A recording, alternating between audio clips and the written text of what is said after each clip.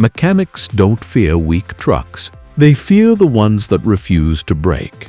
In the 1980s, some trucks were built so over-engineered, so brutally simple, that when something did go wrong, it was a nightmare to take apart. Massive cast-iron engines, frames thicker than some modern axles, components designed to survive abuse, not to be serviced easily. These trucks didn't care about comfort or fuel economy. They cared about one thing: never stopping. Today, we're counting down the 10 insanely tough 1980s trucks that even mechanics feared, the machines so strong they earned respect and a little bit of fear. Watch closely, because these beasts changed what tough really meant. Number 10. Scania T143. The Scania T143 was not just another European long-nosed truck. It was a statement of mechanical dominance in the 1980s. At a time when most manufacturers focused on efficiency and lighter components, Scania went in the opposite direction. The T143 was built around one idea: massive torque delivered relentlessly, day after day, no matter the conditions. Under its long hood lived Scania's legendary V8 diesel, an engine designed to pull extreme loads across mountains, snow-covered highways, and endless autobahns without complaint. What made the T143 terrifying for mechanics wasn't unreliability, it was density and precision. Everything under the hood was tightly packed, leaving little room to work. The V8 size meant heat management was critical, and Scania's complex air and cooling systems demanded absolute accuracy during repairs. A small mistake, an improperly routed hose, a misaligned turbo connection could cause overheating or catastrophic power loss. This was not a truck you learned on, it demanded experience. The drivetrain was equally unforgiving. Heavy-duty gearboxes, massive clutches, and thick driveline components were built to handle brutal torque loads. Replacing or servicing them required strength, special tools, and often more than one technician. The weight alone turned routine jobs into endurance tests. Yet, despite all this, the T143 earned legendary respect. Once properly maintained, it would run for millions of kilometers. Drivers trusted it blindly, knowing it would pull loads other trucks couldn't even move. Mechanics may have feared opening it up, but they admired it deeply. The Scania T143 wasn't difficult because it was poorly designed. It was difficult because it was engineered without compromise. Number 9. Iveco Turbostar. The Iveco Turbostar represented Italy's most ambitious heavy truck engineering effort of the 1980s. Sleek on the outside and brutally mechanical underneath, the Turbostar combined high power output with long-haul durability, but at the cost of complexity. This truck was fast, strong, and advanced for its time, which is exactly why mechanics often dreaded working on it. Under the cab sat a high-output turbocharged diesel that pushed the limits of 1980s metallurgy. Turbo plumbing was dense, exhaust routing was tight, and heat management was critical. Unlike simpler trucks that tolerated rough maintenance, the Turbostar demanded precision. Incorrect torque specs, poor gasket seating, or rushed repairs could quickly lead to oil leaks, boost loss, or overheating. Cab tilt access helped, but only to a point. Once tilted, mechanics faced a crowded mechanical maze. Fuel systems were sensitive, and injector calibration had to be exact. The Turbostar was also known for heavy clutch assemblies that required serious physical effort to service. This wasn't a truck you casually repaired in a small workshop. What truly made the Turbostar intimidating was its performance reputation. Fleet owners expected it to deliver full power at all times. There was no margin for error. If the truck wasn't running perfectly, it was immediately noticeable on the road. Despite this, the Turbostar earned a cult following. Properly maintained examples ran reliably for decades, proving that Italian engineering could match German and Scandinavian toughness. Mechanics feared it because it punished shortcuts, but respected it because when done right, it was unstoppable. Number 8. Volvo F-16. The Volvo F-16 was a shockwave in the European trucking world when it arrived. In the late 1980s, its 16-liter turbocharged engine delivered power levels that few competitors could match. This was one of the earliest trucks to prove that high horsepower didn't have to sacrifice durability, but it came with serious mechanical consequences. The F-16's engine pushed components to their limits. Turbochargers ran hot, Internal pressures were extreme, and tolerances were tight. Mechanics feared the F-16 because it left no room for mistakes. Oil quality, cooling efficiency, and injector timing had to be perfect. Neglect any of these, and failures came fast and expensive. The cab-over design added another challenge. Even with the cab tilted, access to rear-mounted components was limited. Routine maintenance took longer. Major repairs required patience and careful planning. Everything felt heavier, tighter, and more demanding than on lower-powered trucks. Volvo's reputation for safety and engineering excellence was well-earned, but it also meant proprietary systems. Mechanics unfamiliar with Volvo-specific layouts often struggled at first. Learning curves were steep and costly. Yet once sorted, the F-16 became legendary. It hauled massive loads at highway speeds without breaking a sweat. Drivers loved it for its strength and stability. Mechanics may have feared its complexity, but they knew one thing for sure: the Volvo F-16 was built ahead of its time, and that's exactly what made it intimidating. Number 7. DF3600. The DAF3600 doesn't always get the recognition it deserves, but among mechanics it earned a quiet reputation as a physically demanding, brutally solid machine. Built during DAF's push into the premium long-haul market, the 3600 emphasized endurance over convenience. Its engines, often sourced from Cummins, were reliable and torque-heavy, but the surrounding systems were tightly integrated into the chassis. Gearboxes were heavy, clutches were massive, and driveline components were clearly designed with longevity in mind, rather than ease of service. Mechanics feared the DAF 3600 because of labor intensity. Simple jobs required serious effort. Clutch replacements were notorious. Suspension work meant wrestling oversized steel components that had often been in place for decades. Corrosion-resistant designs kept trucks alive, but made disassembly harder with time.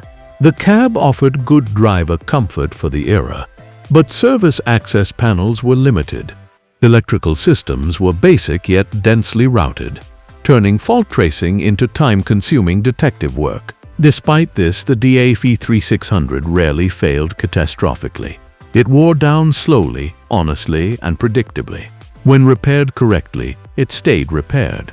That reliability earned respect, but the work required to keep it running earned fear. Number 6. Mercedes-Benz NG series. The Mercedes-Benz NG series was engineered with a mindset closer to military hardware than commercial trucking. Introduced in the late 1970s and dominating much of the 1980s, these trucks were designed to survive extreme duty cycles, construction zones, cross-border hauling, mountainous terrain, and non-stop operation. Comfort was secondary. Strength came first. What made the NG series intimidating for mechanics was its brutal physicality. Every component was oversized. Axles were thick, suspension parts were massively reinforced, and driveline components were built to tolerate abuse far beyond normal operating limits. This meant breakdowns were rare, but when repairs were required, they were exhausting. Components were heavy enough to require lifting equipment even for routine jobs. Mercedes engines of this era were incredibly durable, but also densely packaged. Access was limited, especially around accessory drives and cooling systems. The cab-over design didn't help. Tilting the cab gave access, but not convenience. Heat buildup in the engine bay meant mechanics had to be meticulous about cooling and airflow maintenance. The NG's braking and air systems were famously reliable yet complex. Multiple circuits, thick steel lines, and heavy compressors meant diagnosing air issues could take hours. Electrical systems were minimal but routed in ways that favored protection over accessibility. Mechanics feared NG trucks because they punished laziness. Shortcuts led to long-term problems, but once repaired correctly, these trucks almost never returned with the same issue. The NG series earned its reputation not by being friendly, but by being nearly indestructible. Even decades later, many are still working, proving just how extreme Mercedes engineering was in the 1980s. Number 5. Western Star 4900. The Western Star 4900 wasn't built for highways, it was built for hell. Logging roads, oil fields, mining operations, and remote terrain where help was hours or days away. This truck didn't rely on sophistication, it relied on raw steel and mechanical brutality. Mechanics feared the 4900 because everything about it was heavy, dirty, and uncompromising. Frames were thick enough to shrug off torsional stress. Suspensions were designed for uneven ground, not comfort. Axles and driveline components were so overbuilt that removing them felt like dismantling industrial machinery. Under the hood, engines were tuned for torque, not speed. These power plants ran hot, worked hard, and were expected to do so continuously. Cooling systems were massive, but servicing them required wrestling with oversized radiators and heavy steel housings. Clutch assemblies were enormous, and transmission work often meant pulling components that weighed as much as small cars. What truly made the 4900 intimidating was its environment. These trucks came into workshops after years of off-road abuse, covered in mud, oil, dust, and corrosion. Bolts seized, components fused together. Repairs required patience, strength, and sometimes creative problem-solving. But the payoff was unmatched durability. Once fixed, the Western Star 4900 returned to work and kept going. It didn't fail gracefully, but it failed rarely. Mechanics might dread seeing one roll into the yard, but they knew exactly what it represented: a machine built to survive where nothing else could. Number 4. ERF E-series. The ERF E-series represented a uniquely British approach to heavy trucking in the 1980s. Simple, strong, and relentlessly practical. ERF didn't manufacture engines. Instead, they built trucks around proven Cummins power plants. This decision gave the E-series incredible reliability, but also created a machine that demanded proper mechanical understanding. Mechanics feared the E-series because its chassis layout was unconventional. British design philosophies didn't always align with continental or American standards. Component placement felt unfamiliar, and service manuals weren't always intuitive. Even experienced technicians sometimes needed extra time to understand ERF-specific layouts. The Cummins engines themselves were tough but unforgiving of sloppy maintenance. Fuel systems required cleanliness. Injector work demanded precision. Cooling systems were robust, but any neglect quickly led to overheating issues under load. The E-series was often run hard by fleets chasing uptime. These trucks accumulated massive mileage, and mechanics frequently worked on examples that had already lived several mechanical lifetimes. Where patterns were extreme, rebuilds were common, but the underlying structure rarely failed. What made the ERF E-series respected was its honesty. No gimmicks, no unnecessary complexity, just steel, torque, and endurance. Mechanics feared the labor, but trusted the result. When an ERF rolled out of the shop, it was ready for another decade of work. Number 3. Steyr 91 series. The Steyr 91 series was engineered for one purpose: survive the Alps. Snow, steep grades, uneven terrain. This truck faced environments that destroyed ordinary machines, and it showed in every mechanical decision. Mechanics feared the Steyr 91 series because of its complex drivetrains. Many models featured all-wheel drive, locking differentials, and specialized transfer cases. These systems were incredibly durable, but mechanically intimidating. Diagnosing driveline issues required deep knowledge and careful inspection. The engines were robust and reliable, but packaging was tight. Accessing components often meant removing surrounding systems first. Suspension and axle work was physically demanding, especially on off-road variants with reinforced components. Steyr trucks were often used by military, forestry, and heavy industry operators. That meant abuse, extreme loads, minimal downtime. When they arrived for service, they came with years of hard use behind them. Yet once repaired, the Steyr kept going. Failures were rare, and catastrophic breakdowns were almost unheard of. Mechanics feared them because they were unfamiliar and demanding, but respected them for their incredible resilience. Number 2. Tatra T143. If there was ever a truck that separated true mechanics from everyone else, it was the Tatra T143. Built in Czechoslovakia and introduced in the early 1980s, the T143 wasn't just different, it was mechanically alien. Everything about it defied conventional truck design, and that is exactly why it terrified workshops across Europe, Asia, and heavy industry regions worldwide. At the heart of the Tatra T143 was its legendary backbone tube chassis. Instead of a traditional ladder frame, Tatra used a central spine that housed the driveline, with independent swinging half-axles branching outward. On paper, it was brilliant. Exceptional off-road articulation, reduced driveline stress. Mechanics trained on conventional trucks suddenly found themselves facing a system they didn't fully understand. Then there was the engine. Many 8115 variants used air-cooled V8 diesels, eliminating radiators entirely. No coolant, no hoses, but also no forgiveness. Cooling depended on airflow, ducting, and perfect engine condition. Any mistake in shrouding, seals, or timing could cause rapid overheating and severe internal damage. You couldn't get away with it on a Tatra. Drivetrain service was equally intimidating. Accessing internal components often meant partial disassembly of the backbone itself. Suspension work required understanding the geometry of the swinging axles, get it wrong, and handling suffered dramatically. Even basic maintenance took longer because procedures were unfamiliar and physically demanding. These trucks were used in mines, oil fields, military convoys, deserts, tundra, and rally racing. Abuse was expected. When a Tatra arrived at a workshop, it usually came after years of extreme punishment. Bolts were seized, components were filthy, and tolerances were tight. Mechanics feared the Tatra 815 not because it failed often, but because it refused to accommodate ignorance. You either learned it properly or you didn't touch it.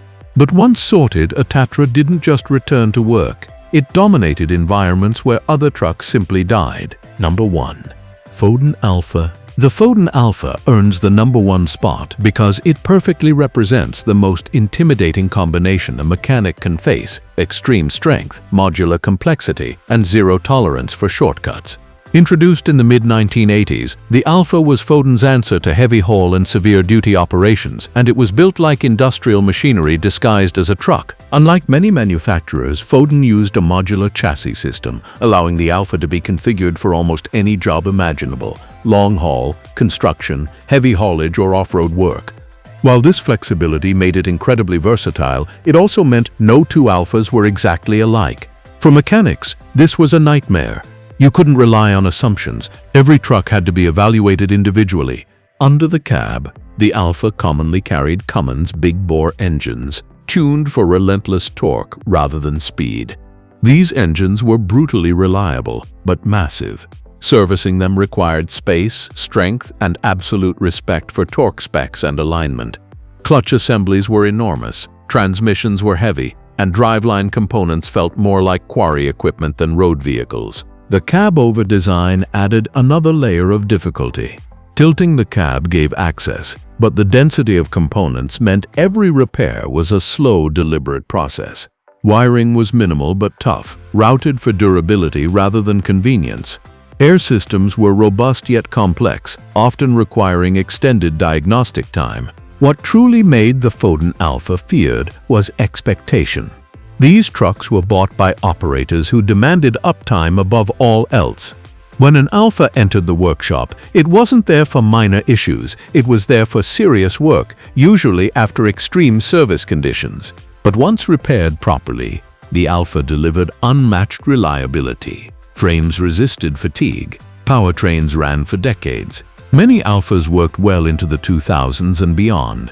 Long after newer trucks had been scrapped, the Foden Alpha wasn't just hard to fix, it demanded respect. And that's why, in the world of 1980s heavy-duty trucks, it stands alone at number 1. Those were the 1980s trucks that didn't just work, they intimidated, built heavy, built stubborn, and built to keep going no matter how hard the job or the repair. Even today, mechanics and drivers still talk about them, not because they were easy to own, but because they were impossible to kill. Which one of these trucks do you think was the toughest ever built? Drop your pick in the comments. I read every one. If you respect real iron, brutal engineering, and machines that never begged for mercy, hit like, subscribe, and stay tuned. Until next time, keep it loud, keep it heavy, and keep the legends alive.